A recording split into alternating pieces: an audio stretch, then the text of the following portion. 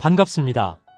실전 투자자의 시선으로 시장의 맥락을 짚어드리는 경제 디렉터입니다. 여러분, 혹시 294만 명이라는 숫자를 기억하시나요? 대한민국 청약 역사상 유례없는 기록을 세웠던 동탄역 롯데캐슬 무순위 줍줍 이야기입니다.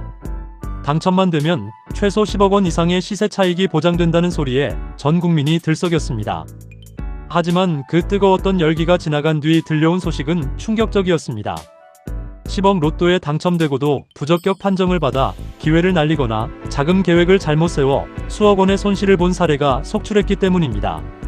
오늘 영상에서는 왜 이런 비극이 발생했는지, 그리고 우리가 2026년 하반기 쏟아질 제2의 동탄 줍줍 기회에서 반드시 챙겨야 할 실전 전략은 무엇인지 아주 상세히 분석해드리겠습니다.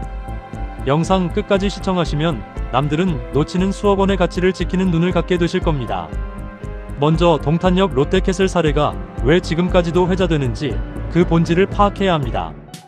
당시 이 단지는 분양가 상한제가 적용되어 주변 시세 대비 압도적으로 저렴했습니다.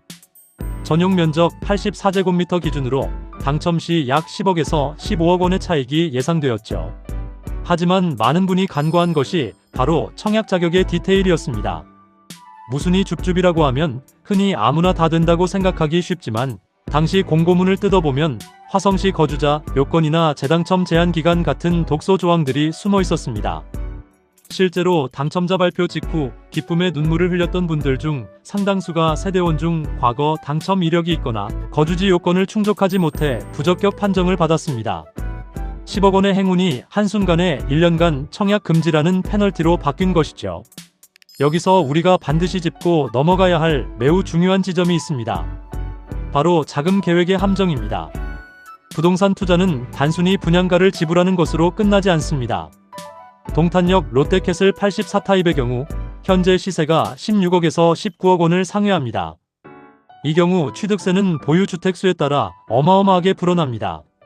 다주택 중과세가 적용될 경우 취득세만 최대 8,100만 원에 달합니다.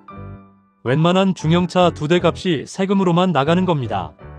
여기에 인지세, 등기 비용, 그리고 잔금 대출 이자까지 고려하면 분양가의 최소 15% 이상은 순수 현금으로 보유하고 있어야 합니다. 제 지인 중 한 분도 당첨만 생각하고 대출 한도를 확인 안 했다가 결국 고금리 신용대출을 무리하게 끌어쓰는 바람에 매달 이자만 400만 원씩 감당하고 있습니다. 수익을 보기도 전에 이자에 허리가 휘는 상황인 거죠. 자, 여기서 잠시 냉정하게 중간 점검을 해보겠습니다. 지금 이 영상을 보시는 분들 중에서도 이런 분들은 절대 줍줍에 뛰어들면 안 됩니다. 첫째, 현재 가용할 수 있는 현금이 분양가의 20% 미만인 분들입니다. 대출 규제는 언제든 변할 수 있고 DSR 한도에 걸리면 잔금을 못 치러 계약금을 날릴 수 있습니다. 둘째, 청약홈의 공고문을 처음부터 끝까지 정독할 자신이 없는 분들입니다. 부적격은 운이 나빠서가 아니라 공부가 부족해서 생기는 재앙입니다. 셋째, 남들이 좋다고 하니까 묻지마 투자를 하려는 분들입니다. 동탄이 좋은 건 모두가 압니다. 하지만 내 상황에 맞지 않는 옷을 입으면 결국 체하게 되어 있습니다. 지금 시장은 무조건적인 상승기가 아닙니다. 리스크를 통제하지 못하는 투자는 도박과 다름없다는 사실을 뼈아프게 기억하셔야 합니다. 그렇다면 실전 시뮬레이션을 통해 조금 더 구체적으로 들어가 보겠습니다. 2026년 현재 기준으로 동탄역 롯데캐슬급의 단지에 당첨되었다고 가정해 봅시다. 예상 시세 18억 원, 분양가 5억 원대라고 했을 때 우리가 준비해야 할 돈은 얼마일까요? 계약금 1억 원은 기본이고 취득세 약 5천만 원에서 8천만 원, 여기에 중도금 대출 이자와 각종 부대 비용을 합치면 최소 2억 원 이상의 현금이 당장 필요합니다.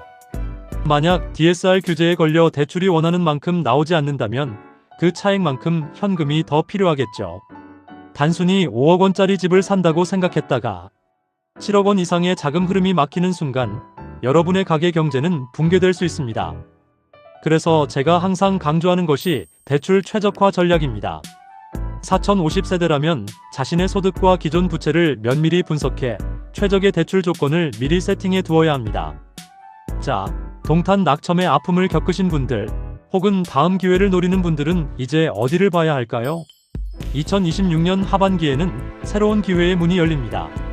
전문가들은 제2의 동탄으로 하남 교산과 고양 창릉의 사전 청약 물량을 주목하고 있습니다. 특히 수도권 분양가 상한제가 적용되는 미분양 물량이나 취소 물량 줍줍은 여전히 매력적인 카드입니다. 저는 개인적으로 GTX-A 노선이 개통되는 수혜지 중에서도 아직 저평가된 용인 구성이나 평택, 지제 인근의 임장을 강력히 권해드립니다. 동탄역 인프라는 이미 완성되어 가격에 반영되어 있지만 이 지역들은 여전히 상승 여력이 남아있는 흙 속의 진주 같은 곳들이 많기 때문입니다. 남들이 다 아는 로또만 쳐다보고 있을 때 여러분은 조용히 현장을 발로 뛰며 실질적인 수익률이 높은 곳을 선점해야 합니다. 결론을 말씀드리겠습니다. 동탄역 롯데캐슬 무순위 줍줍 사태가 우리에게 주는 교훈은 명확합니다. 첫째, 청약은 운이 아니라 철저한 규정 분석 싸움이다. 둘째, 자금 계획은 세금이 아닌 현금 흐름 중심으로 세워야 한다. 셋째, 한 곳에만 매몰되지 말고 대체 단지와 차선책을 항상 준비해야 한다는 것입니다. 부동산 시장에서 기회는 준비된 자에게만 찾아옵니다. 오늘 제가 분석해드린 데이터와 리스크 요인들을 반드시 메모해 두시고 다가올 하반기 분양시장에서 승리자가 되시길 바랍니다. 오늘 내용이 여러분의 자산 증식에 도움이 되셨다면 구독과 좋아요 부탁드립니다. 여러분의 소중한 당첨 기회를 부적격이라는 어처구니 없는 실수로 날리지 않도록 저도 계속해서 정밀한 분석 데이터로 찾아뵙겠습니다. 댓글로 여러분이 궁금하신 지역이나 단지를 남겨주시면 다음 영상 제작에 적극 반영하겠습니다. 긴 시간 시청해주셔서 감사합니다. 성투하십시오.